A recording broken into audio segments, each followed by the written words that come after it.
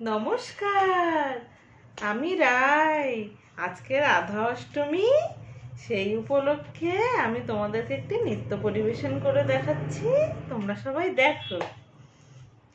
সোহাগ চাঁদ বদনি ধ্বনি নাচো তো দেখি, সোহাগ চাঁদ বদনি ধ্বনি নাচো তো দেখি, বালা নাচো তো দেখি, বালা নাচো তো দেখি, বালা নাচো তো দেখি, সোহাগ চাঁদ বদনি ধ্বনি নাচো তো দেখি।